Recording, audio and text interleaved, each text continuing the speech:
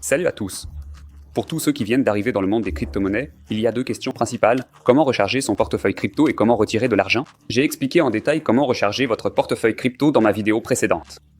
Si vous ne l'avez pas encore vu, je vous recommande d'y jeter un œil. Aujourd'hui, je vais vous parler des 4 meilleures façons de retirer de la crypto de votre portefeuille vers votre carte bancaire. Je vous conseille de regarder cette vidéo jusqu'au bout, car j'y explique comment éviter de se faire bloquer en essayant de retirer de la crypto sur une carte, ainsi que d'autres difficultés que vous pourriez rencontrer en tentant de convertir votre crypto en argent liquide.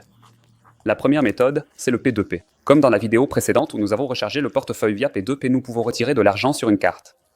Il vous faudra un compte sur une plateforme d'échange de crypto-monnaies. J'utilise Bibi. Cliquez sur Acheter de la crypto, puis choisissez P2P.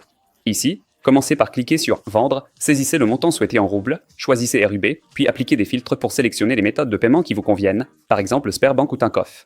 Choisissez un vendeur qui propose un bon taux, un taux d'achèvement élevé et de nombreux avis, afin de ne pas devenir la victime d'une arnaque et de perdre votre argent. Saisissez le montant et cliquez sur Vendre. Autrement dit, nous libérons la crypto-monnaie contre des roubles via un virement bancaire sur votre carte. Ensuite, vous passez dans le chat avec l'acheteur et il vous transfère l'argent.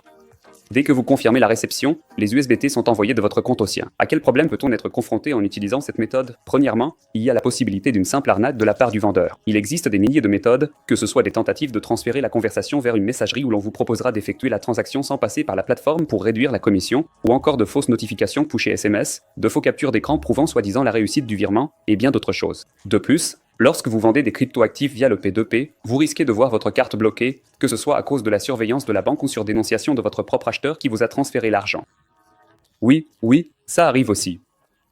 Actuellement, différents pays ont commencé à lutter activement contre de telles pratiques, en utilisant les lois sur les systèmes nationaux de paiement ainsi que celles sur la lutte contre le blanchiment d'argent et le financement du terrorisme.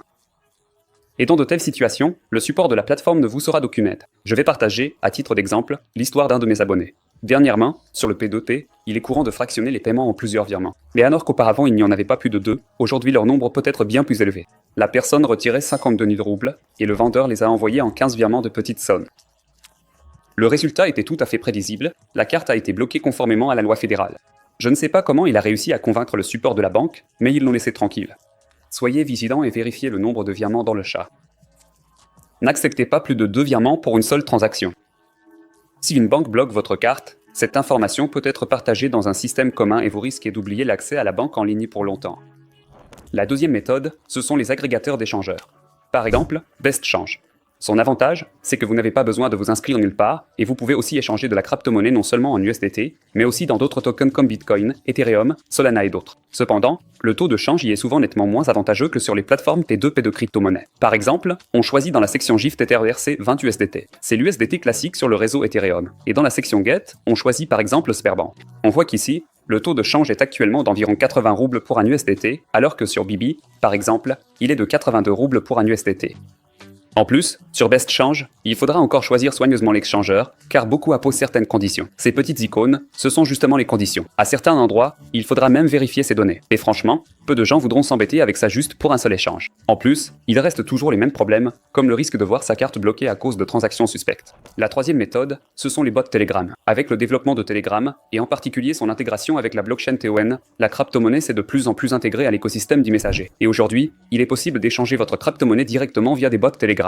Ici, il y a beaucoup de possibilités, vous pouvez aussi bien utiliser le bot interne de Telegram en effectuant vos achats et ventes via le P2P que des bots tiers, dont certains offrent même un accès à l'interface de sites et plateformes populaires directement dans Telegram. Mais, au moins dans le bot natif de Telegram, le taux de vente est vraiment déprimant, 77 roubles contre 80 sur BestChange et 82 sur Bibi. Oui, et c'est toujours du P2P, avec les mêmes risques. Et, à mon avis, l'échange contre du cash est le meilleur. Ce n'est pas la méthode la plus répandue, mais c'est la plus efficace et la plus sûre.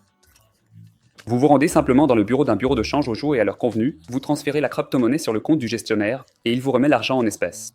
L'anonymat est garanti aussi bien pour vous que pour votre acheteur. Il existe de nombreux bureaux de change dans presque toutes les grandes et moyennes villes de Russie. Et dans les pays d'Asie, en particulier en Thaïlande, ils sont carrément à chaque coin de rue. De nombreux sites agrégateurs fournissent des informations sur les bureaux de change en ligne. Par exemple, Crypto Karma, où vous choisissez la devise à échanger, la devise dans laquelle vous souhaitez recevoir des espèces, vous saisissez le montant et cliquez sur Échanger. Vous êtes alors redirigé vers un onglet où vous choisissez votre ville, saisissez vos informations et laissez une demande. Ensuite, un manager vous contacte généralement pour fixer le taux de change selon votre demande et vous convenez de l'heure de votre visite au bureau où vous transférez la crypto-monnaie à l'acheteur et recevez des espèces en échange. Tous les utilisateurs expérimentés de crypto-monnaies utilisent uniquement cette méthode pour retirer leurs cryptos en espèces. Premièrement, c'est anonyme. La banque ne bloquera pas votre carte, car les opérations avec la crypto se font en dehors du système bancaire. Deuxièmement, c'est sécurisé. Personne ne vous arnaquera ni ne disparaîtra avec votre argent, vous laissant seul face au service client. Les bureaux de change de confiance disposent d'un bureau où vous pouvez effectuer une transaction en espèces en toute transparence. Mais, comme partout, il y a aussi des risques ici. Le premier, il faut choisir uniquement des bureaux de change fiables, et non des petits bureaux douteux qui n'existent que pour une journée, où l'on pourrait vraiment vous prendre votre crypto-monnaie et vous laisser sans rien. Deuxième point, il n'est pas recommandé de se rendre dans de tels endroits seuls, surtout si vous transportez ou essayez de sortir un sac rempli d'une grosse somme d'argent, comme dans les films de mafieux, afin de ne pas devenir la cible d'une agression. Alors, quel est le bilan ? Chaque méthode a ses avantages et ses inconvénients. Choisissez donc celle qui vous convient le mieux. Mais, à mon avis, l'espèce reste toujours l'option la meilleure, la plus pratique et la plus claire, car les banques renforcent activement le contrôle des opérations par carte. Et il devient difficile non seulement de retirer de l'argent de la crypto vers une carte, mais même de retirer son propre argent de sa carte sans recevoir une dizaine d'appels des employés vous demandant quel est le but de ce retrait. À quoi allez-vous le dépenser ? Avez-vous déjà vu ce sur quoi vous allez le dépenser ? Et même si cela ne vous discrédite pas, cela peut au minimum attirer l'attention, ce que vous préféreriez clairement éviter. C'est tout pour moi. Partagez dans les commentaires sous la vidéo votre expérience de retrait d'argent depuis la crypto, et abonnez-vous aussi à ma chaîne Telegram via le lien dans la description sous la vidéo, où je partage régulièrement avec mes abonnés encore plus d'informations importantes sur le monde des crypto-monnaies. Salut à tous!